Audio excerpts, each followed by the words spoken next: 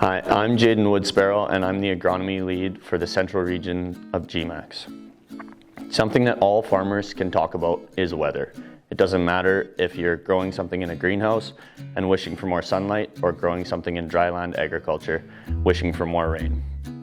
Every farmer wishes they had more accurate weather information for every corner of their farm. But what can we do with that information?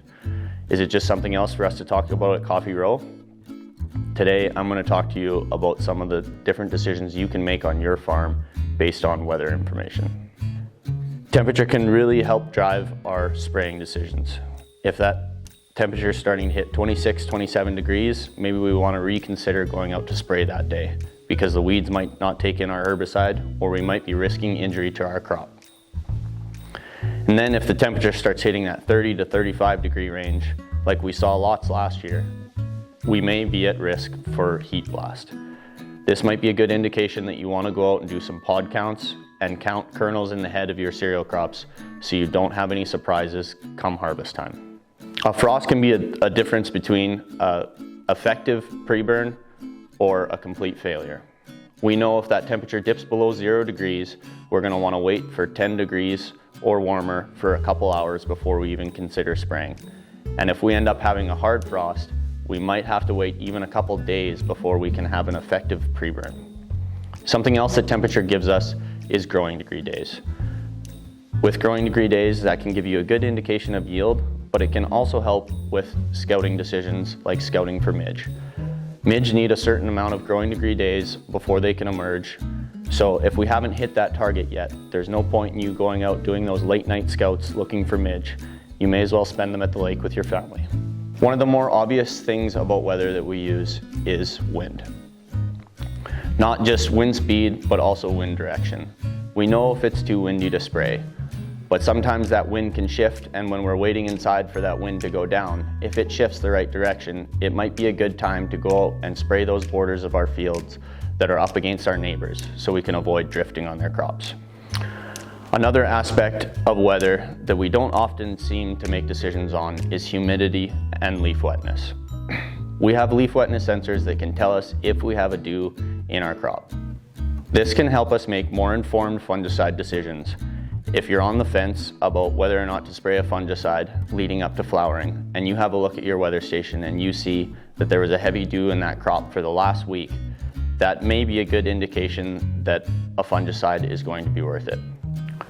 Something that's newer to weather stations is crop stage modeling. Some weather stations, if you give them the day that you seeded that crop, it will take into account all the weather that that crop has experienced since you put it in the ground and give you a crop stage. We can use this to help drive our scouting decisions and be more efficient with scouting and with spraying. If you're planning to put 2,4-D in the tank and go out and spray your cereal crop, but you look at the weather station and that crop's only at 3 leaf, well, you may as well park the sprayer because we know we have to wait till 4 leaf before we can spray 2,4-D in crop. Also, with scouting, if you're really worried about fusarium head blight timing, so you really want to make sure you hit that crop at the right stage, if you look at your weather station and the head is just cracking the boot in your wheat crop, there's no point in you going out and scouting that field. You may as well wait 3 or 4 days before going out there. And finally, rain. We all love to talk about rain.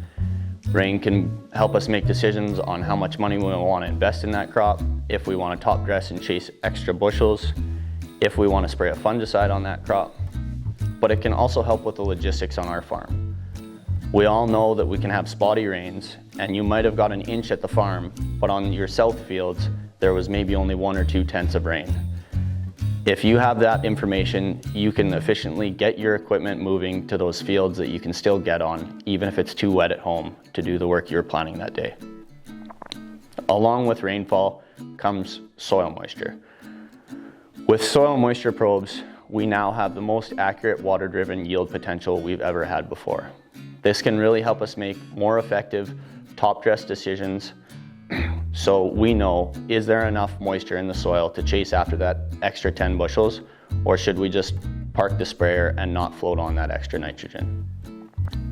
Also, with soil moisture probes, we can tell things like how deep our roots are, how much moisture they're pulling every day, And even sometimes when they hit a herbicide layer and you see the roots stop pulling moisture for a few days, that might be a good indicator to go out and scout and see how much damage is happening to your crop.